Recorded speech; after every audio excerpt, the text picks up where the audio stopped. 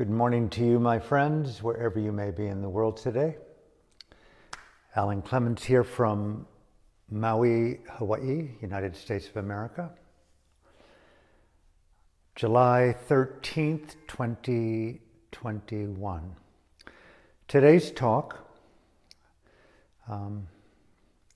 prisoners of conscience, political prisoners, prisoners of conscience. Men and women, boys and girls, worldwide, incarcerated for their sexual orientation, their political or religious views, often associated with those very rare nonviolent revolutionaries and activists worldwide throughout history. Prisoners of conscience. And the men and the women who, from dictatorial or totalitarian-based ideologies, incarcerate, often torture, individuals who stand courageously in their power, in their dignity, in their conscience, to voice, through nonviolent activism, their opposition to denigration, xenophobia, apartheid, rape, genocide, crimes against humanity, crimes against nature, crimes against God, crimes against you, crimes against me. Prisoners of conscience, often, I dare state, sadly the obvious, often forgotten.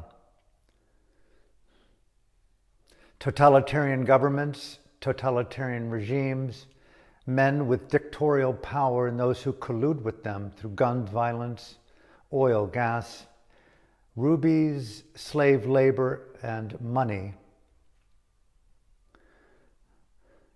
think that by incarcerating these radical men and women, prisoners of conscience, placing them in the gulags, in the labor camps, in the prison camps worldwide, think that by incarcerating them, often torturing them, trying to do all that they can diabolically to remove from their hearts and souls their conscience. I'm only speaking as an outsider here, please. Try to remove from their conscience, cleanse from their conscience beautiful values that we live by, cherish, elevate as the status of our lives and the gift for the future of life. Qualities of justice, qualities of freedom, freedom to speak our mind, to think the thoughts that we think freely without fear of persecution for what we think and feel. What we print in books, in media, in digital pages across time. There are men and women in those positions of evil power, satanic power, who wish to desecrate, decimate, and in this case, incarcerate people just like you and people just like me, because of how we think, how we live, how we behave, based on decency, unity, harmony, peace, and nonviolent coexistence. I woke up this morning and I read an article that was presented by the Irrawaddy magazine, online edition, by my friends Chezwa Mo and his brother. And the title of it was Aung San Suu Kyi was charged with 4 additional crimes that now will total up to 75 years of imprisonment. Okay.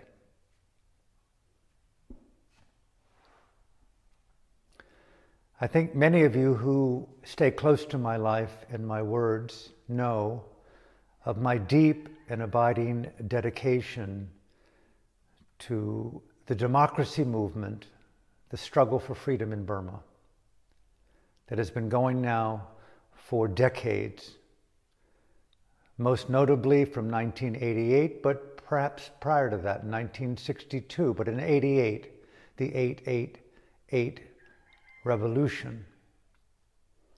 It sent a fire of conscience around the world, boys and girls within the country, standing up in solidarity, nonviolently, to oppose dictatorship, for the right to think freely, to create and to dream.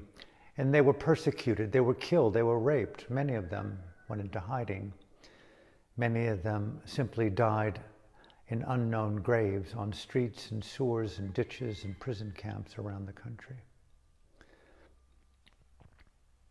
2007, Burma's uprising with the nuns and monks called the Saffron Revolution.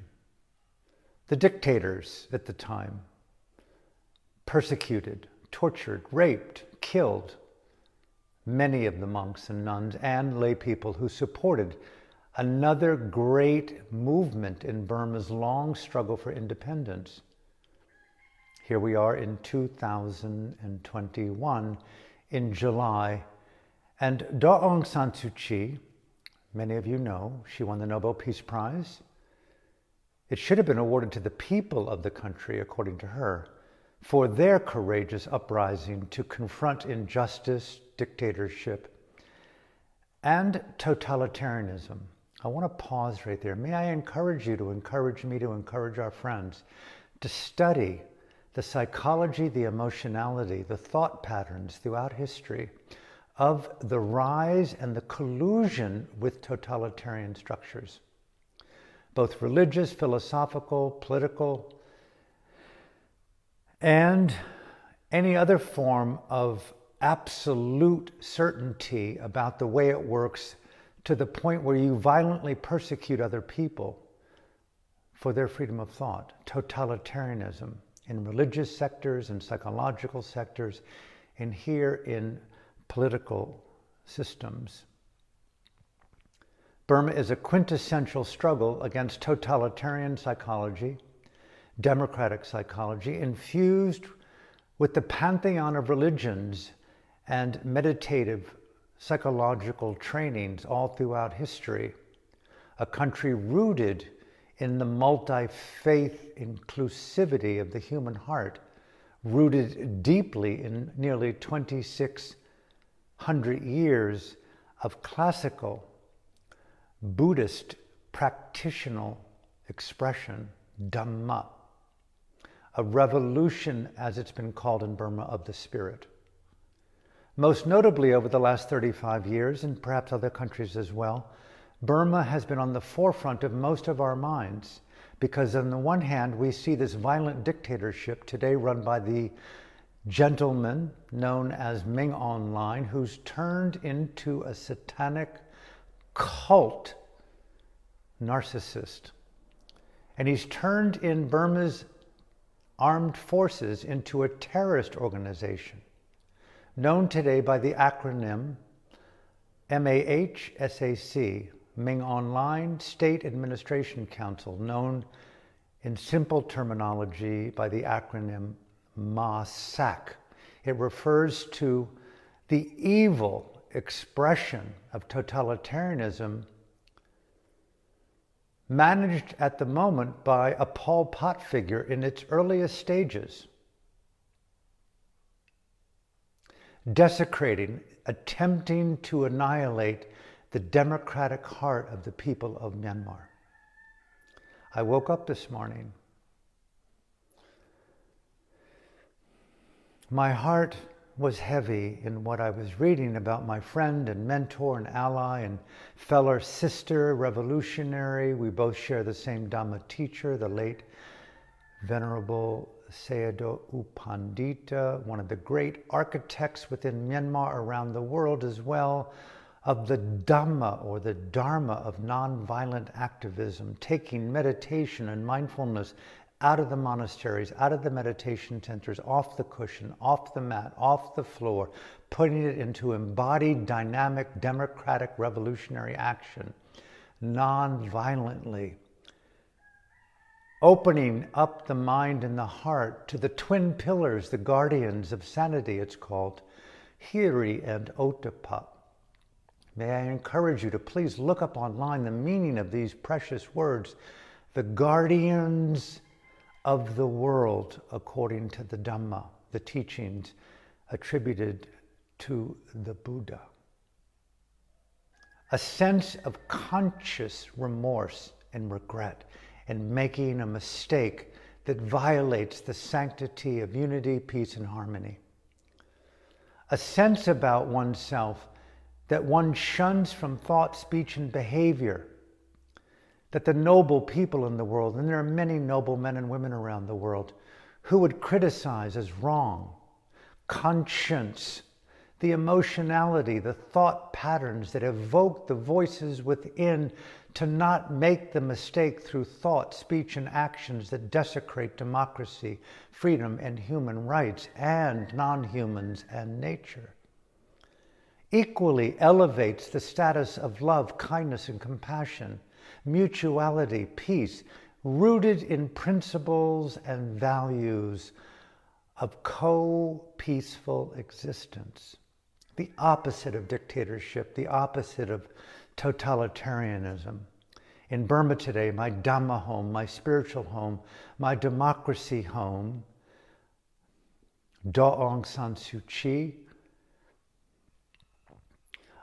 along with the President U Win Myint, the elder noble of the National League for Democracy, my dear beloved brother, friend, and mentor, U Win Tain.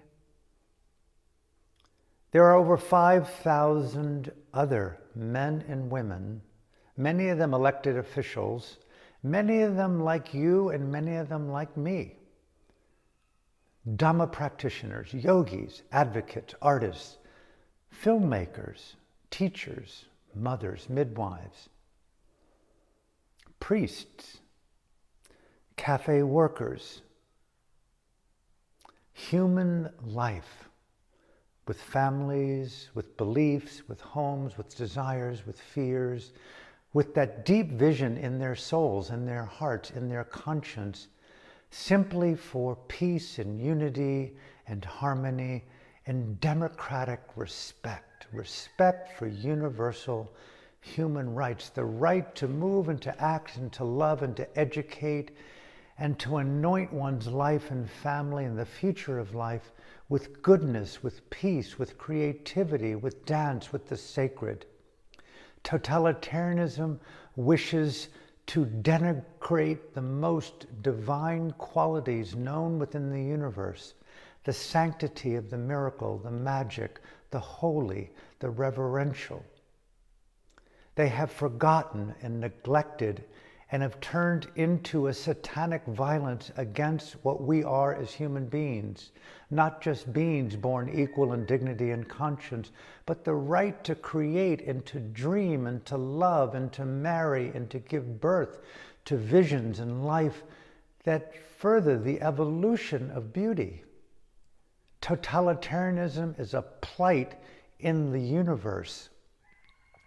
In Burma today, the satanic leader, Ming Online, a Pol Pot figure, a Bin Laden figure, in the earliest stages of a Stalin figure, commandeering men and women through the power of persuasion and torture and cruelty, indoctrinating them to desecrate, to murder, often to rape, to assassinate, and frequently torture the people of the country for their right to live in peace, harmony, and freedom. There's something fundamentally wrong about that, right? So wrong. It goes right to the core of who we are as human beings, the terror that it instills in us to think that someone could come into this room right now and grab me by the throat and sever my head from my body, because I am speaking up for political prisoners, prisoners of conscience, beings of conscience desiring democracy, the rule of law, justice, and the right to dream. Could there be a more overt expression of evil in the world when that violence moves into crimes against humanity, when it moves into what has been labeled as ethnic cleansing, the deliberate killing of a race based upon an ideology, a toxic, satanic cult that kills in the name of its own darkness and evil? Welcome to planet Earth. I'm not going to get into the philosophy and the psychology of the why at this moment, maybe tomorrow. Prisoners of conscience, may I invite halfway through today, may we dedicate on our altar with Jesus, with Allah, with the Buddha, may we put up a symbol, not of a person alone, not of Aung San Suu Kyi, not of the president, not of Nelson Mandela, somebody that represents for you a prisoner of conscience, the collective political prisoners in the world. And may we begin to include in our yoga life, our meditative life, our mindful life, our Dhamma life, a very gentle in the beginning activism that includes the prisoners of conscience in your country, your location of choice. Choose one and dedicate as you would your zafu, your yoga mat, your monastery, your monk's robes, your nun's robes. Dedicate your actions to those prisoners of conscience and do all that we possibly can to support them in every way conceivable known to human consciousness. Financial, verbally, emotional. Speak up, live up, act up in every way imaginable. Let us develop an asana called the prisoner of conscience asana. Let us develop visualizations. Let us develop a method of meditation similar to metta, the practice of loving kindness, that doesn't include prisoners of conscience only in some element of that metta practice, but a meditation dedicated to invoking within one's own being, really, dignity and conscience with action that visualizes the outcomes of these prisoners of conscience being successful, radically awakening to a higher fidelity freedom. Be innovative, be creative, be wildly spectacular in your breadth of compassion to let's not only not forget the prisoner of conscience, please, please, please, but let's reinvent the power of conscience as an action, as a yoga, as a meditation, as the soul heartbeat of mindfulness. The essence of wisdom to protect the sanctity of freedom in all countries, all civilizations on our precious planet. I woke up this morning and I read an article by the Irrawaddy on my friend and mentor ally, soul sister,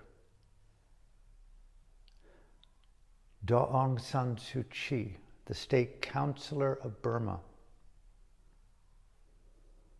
the Nobel laureate in the early 1990s, a woman, an educated woman, a satirical, witty, unthinkably disciplined person of dignity and conscience, gifted to spend months in conversation with her and her colleagues.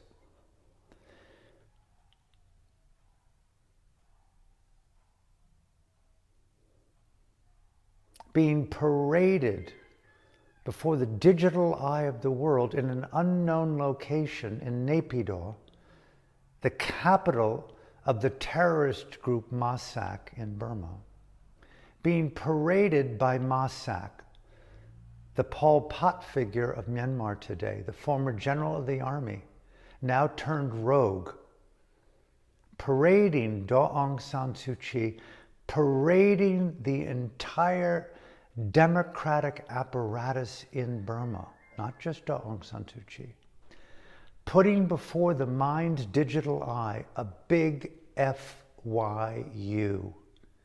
You love Daw Aung San Suu Kyi's nonviolent activism for revolutionary freedom and rule of law and unity in our country? Well, guess what? FYU. She will spend the rest of her life alone in a stark prison cell in a gulag in Rangoon, Myanmar, known as Insane Prison, the very area of the city the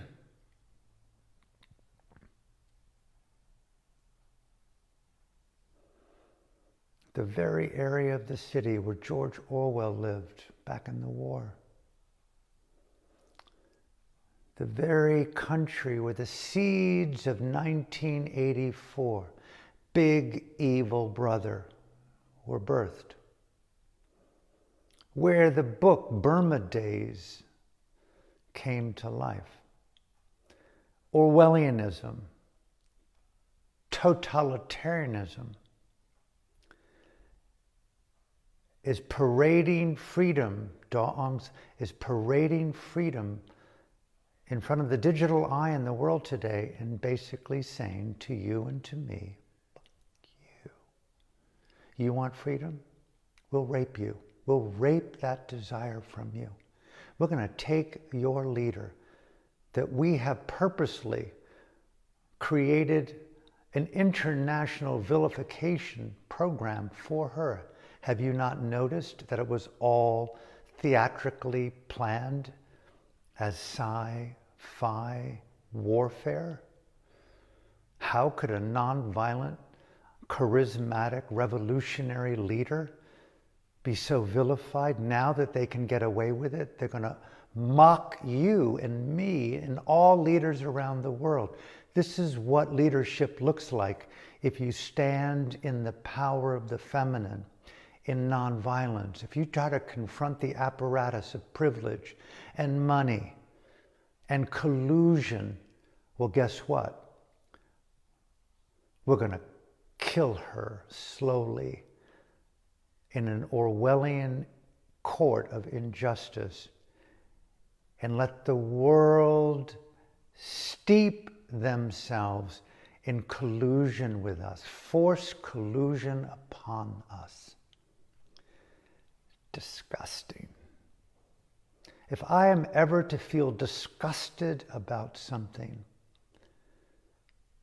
this is the core of my disgust. I have learned from my teachers in Burma that disgust and outrage are simply words for the emergence of Hiri and Ottappa. Conscious shame, conscious remorse, the upsurge of the cellular soul energy of the guardians of decency to rise up in power and voice and energy and become a revolutionary sister and brother of those people that we've now put on our altars right next to, even above the Buddha. Prisoners of conscience protect democracy around the world. These are the most radical expressions of courage and grace under extreme, unremitting pressure. To quote and to paraphrase my friend Daw Aung San Suu Kyi about the meaning of courage. ethical courage. I invite you to invite me to invite our friends. Where is our ethical courage coupled with empathy and compassion that refuses to feel that it's fulfilled unless there is radical, sustained action?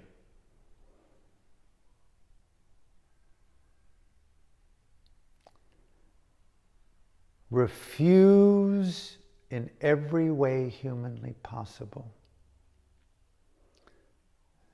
to be frustrated, to feel fatigued, to empower not knowing of what to do, when to do it, how to do it, in support of Daw Aung San Suu Kyi, the President U Win Mint, the senior elder of the NLD, U Win Tain, and right now, not only the 5,000 plus men and women, boys and girls, incarcerated as prisoners of conscience in the labor camps and in the prison camps throughout Myanmar. But Burma is a nation held against its will. It's a nation of 53 million prisoners of conscience. And even the military that Minh Aung, the terrorist at large in Burma, has indoctrinated through coercion and misinformation and violence. Those men and women in the former military, now part of the satanic evil cult likened to the Khmer Rouge in Cambodia, they too are held captive as prisoners of indoctrination, all degrees in a spectrum, the capturing of conscience. As I close today, no doubt you're asking, feeling, thinking, what could I possibly do to make a difference? And I would ask you to remove the make a difference part, if it's part of your equation. Imagine on your altar of hope that it's your son, your daughter, your wife, your husband, your lover, your mom, your dad, your collective intimates. And they are incarcerated. They are your Buddha. They are your Kuan Yin. They are your Dalai Lama. They are your Allah. They are your Shiva. The prisoner of conscience, the POC deity on your altar of hope and action. And I encourage you to creatively look into and explore 10 different ways to activate your conscience, to give life to your Hiri and your Otapa, your own guardian, your guardian emotional deities inside of our own consciousness.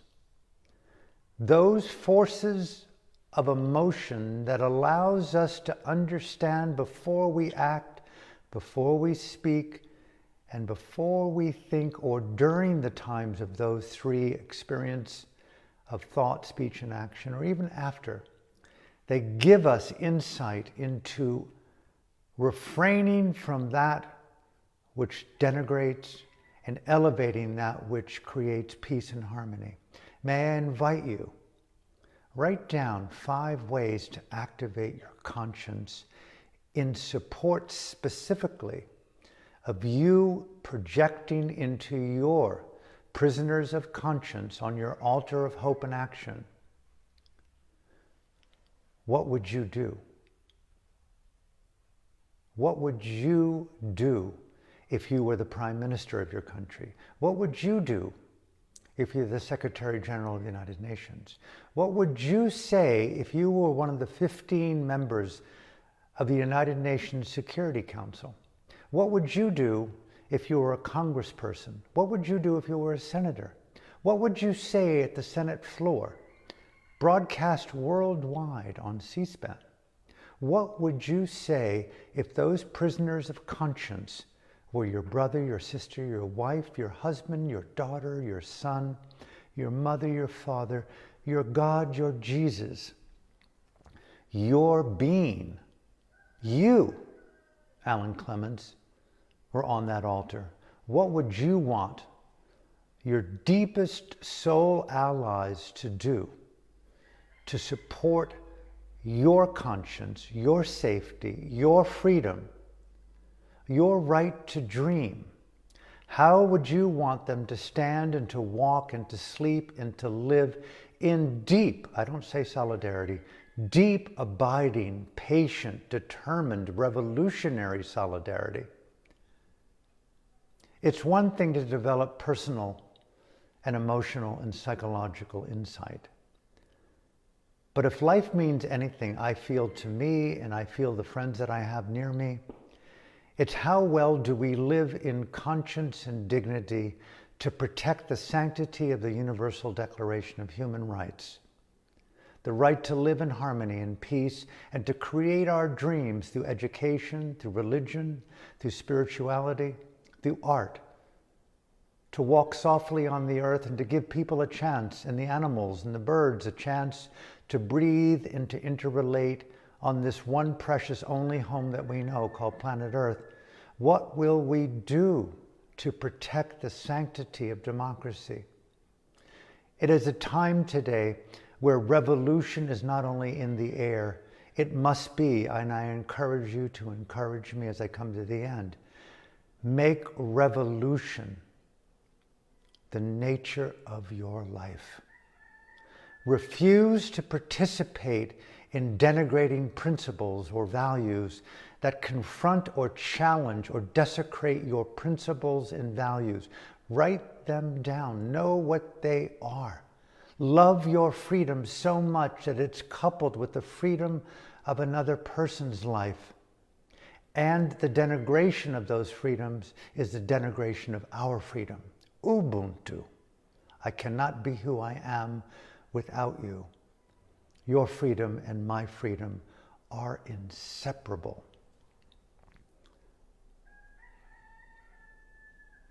I woke up this morning with a heavy heart reading the article that my dear friend, mentor, soul sister, Aung San Suu Kyi in Burma, has been charged with 4 more counts of erroneous Orwellian lies by Myanmar's terrorist at large, Ming Online, known as Masak, terrorist at large, a jealous, impotent, small being, a jealous, impotent, shallow, sociopathic narcissist,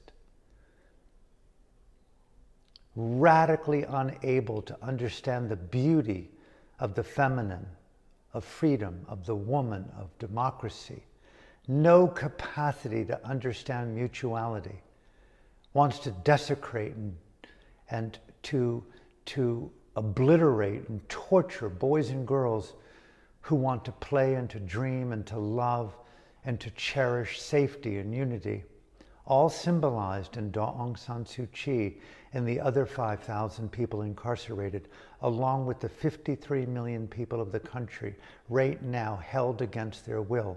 Burma is a land of 53 million prisoners of conscience. I ask you, look at those creative ways that you're writing down today. And may I close today with a deep encouragement. Make good on your promise to act.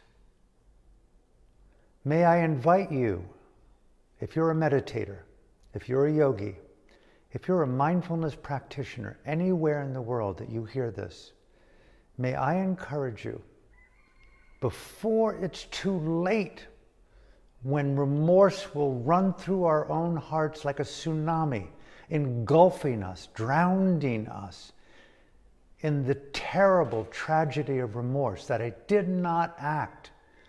I could have acted. I could have prevented that, but I didn't, based upon inertia, conditioned impotence, deflection. Intervene on those forces. Activate your Hiri and Ottappa. And I invite you as a meditator, a yogi, a Buddhist of any tradition worldwide, young or old, may I invite you, radically invite you, write down what you would like to see done if that's your family. Daw Aung San Suu Kyi is your sister. Overcome all prejudice. She's family. They are family. They are family based upon democracy. They are relatives based upon simply being human. And they equally, for those among us in the world who activate and live in Dhamma, they're a multi-faith Dhamma tradition of civilized people in Burma, desecrated by Ming Online. Call your Dhamma teachers. Call your meditation coaches. Call your yoga teachers. Call everyone, write everyone, text everyone. Make yourself a nuisance to those people and encourage them to do what you're doing, is to speak out. Put up images on your Facebook, on Twitter, on Instagram, on LinkedIn. Show solidarity to the people held against their will in Myanmar.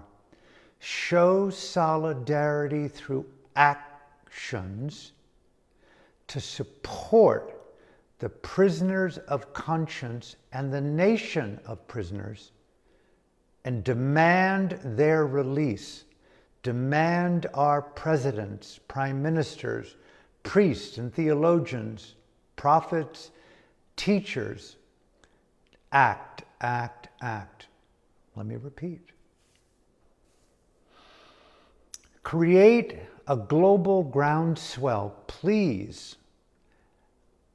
The minutes and the days are ticking before Daw Aung San Suu Kyi and the people of Burma are irrevocably, inexorably, perhaps permanently cut off from the world's eye.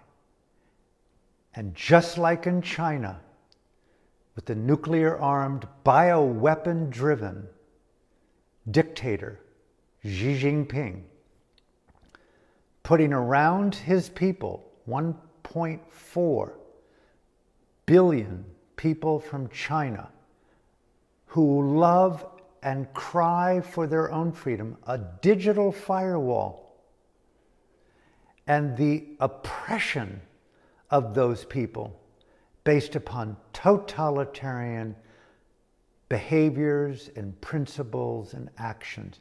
You speak up, you act out of accord with the social contracts of what we deem right and wrong, and you will suffer.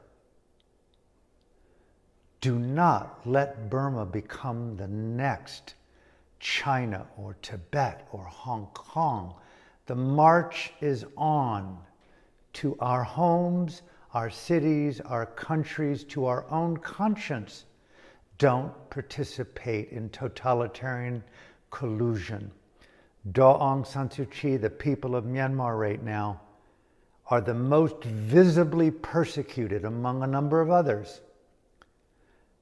Demand of your Dhamma teachers, call them your Vipassana teachers, those who write books on Satipatthana, monks and nuns and lay women and lay men across the board, do searches. Do not allow them to simply send metta. Find 100, 10, 3 ways to reinvent conscience in dynamic action. Remember, we must place on our altars of hope and action prisoners of conscience right there alongside the Buddha, Mary Magdalene, Jesus, Allah, whomever it is that you're enthralled and turned on by, God herself. Prisoners of conscience. We refuse to lay down in the ocean of apathy our dharma, our yoga, our meditation, our metta, our compassion. Our very conscience will be connected to the people incarcerated because they had the power and the conviction and the spiritual ethical courage to refuse to participate in evil, dictatorship, totalitarianism. Let us be vigilant on the machinations of the unrestricted war today. Mind control results in inertia, apathy, division, anger, self-abuse, violence, impotence, the perception that my voice, my conscience, my thoughts, my text, my emails, my voice, my live streams, your videos, your audios, your music, your dance, your lyrics, your theater, your monologue, your one-woman play doesn't make a difference? Well, guess what? It does make a difference. Goodness matters one moment at a time. You know that, I know that. Remind me if I forget. This is the moment. I woke up today, I read an article. Aung San Suu Kyi of Burma faces 75 years in prison. She is 76 years old. She will die. They will infect her with COVID. Do not allow this. Rise up in a second revolutionary expression in support of Burma's revolution of the spirit. Let's take it global. Let's deeply embed in world revolution. Get up off your yoga mat, off your meditation cushion, off your privilege, Alan. Speak out, rise up, do everything humanly possible. May I ask you as I end, in my own humble way, please translate this particular video in whatever language that you have access to. All the dialects within Myanmar. In the Burmese language, send it to leaders, activists, worldwide. Why wait? You've got an action. Take it. This thing should be shared thousands of times. Share to all of your friends. Do not be satisfied with 3 shares or 10 shares or 100 shares. Put at the top, please share for the whole entire month as frequently as possible until we collectively rise up in a global revolution of the spirit, not just of support for Aung San Suu Kyi and the 53 million hostages held against their will in Burma by MISAC, the evil terrorist organization, but the march of totalitarianism that's going on around the world today.